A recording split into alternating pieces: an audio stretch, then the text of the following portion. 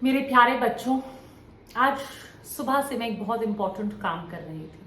Obviously मेरी classes और webinars तो थे, बट उसके अलावा मैं एनसीईआरटी की एक एक लाइन को, एक एक चैप्टर को बहुत ज़्यादा, आप देख रहे होंगे, डिटेल में सॉल्व कर रही थी। और ये मैंने लगभग पूरी एनसीईआरटी के लिए कर लिया है। इसको करने के बाद मुझे 3 या 4 चीज़ें बहुत डिटेल में पता चली।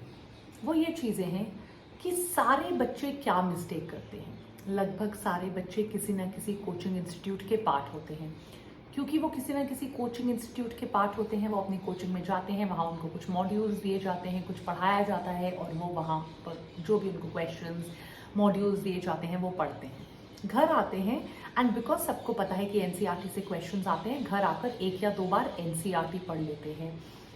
और यही सबसे बड़ी मिस्टेक होती है। उनको लगता है एनसीईआरटी बहुत सिंपल है, क्योंकि टीचर ने कॉन्सेप्ट समझा दिया, मॉड्यूल्स में कुछ हाई फाई चीज़ें लिखी। अब उनको लगता है एनसीईआरटी तो बहुत ही ज़्यादा सिंपल है, एनसीईआरटी का क्या पढ़ना, क्यों पढ़ना, चलो चलने देते हैं काम ऐसे ही। That is the biggest blunder. वो सबसे बड़ी गलती कर बैठते हैं। अगर आपके साथ 2022 में ऐसा हुआ कि आपका एग्जाम अच्छा नहीं गया और आपने 2023 में डिसाइड किया है, आप फ्रेशर हो सकते हैं या ड्रॉपर, कि आपको इस साल 100% गारंटीड सीट लेकर आनी है, तो अब जो मैं बोलने वाली हूँ प्लीज सुनिए। NCERT is a answer book. NCERT एक क्वेश्चन बुक नहीं है।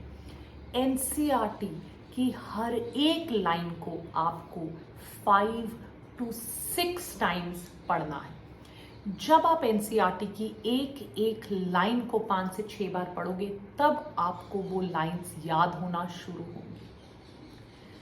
उस लाइन के ऊपर क्वेश्चन बनाने की रिस्पॉन्सिबिलिटी आपकी है। एनसीईआरटी एक आंसर बुक है। एक एक क्वेश्चन जो नीट एग्जाम में पूछा जाता है वो एनसीईआरटी से आता है, फिर भी बच्चे आंसर नहीं कर पाते, क्योंकि वो एनसीईआरटी की लाइंस के ऊपर क्वेश्चंस नहीं बना पाते। ये काम आपका है। आपको एनसीईआरटी की हर एक लाइन के ऊपर क्वेश्चंस बनाना है। आपको 2 या 3 बार एनसीईआरटी पढ़नी है और एक एक लाइन के ऊपर क्वेश्चंस बनाकर वहां लिखकर याद करना है। ये काम मैं अपने रेगुलर सेशंस में, भले ही वो 11th के हों, 12th के हों, मोस्ट इंपॉर्टेंटली वो ड्रॉपर्स के हों, जो आपको सेशंस नजर भी आ रहे हैं, उन पे कर रही हूँ।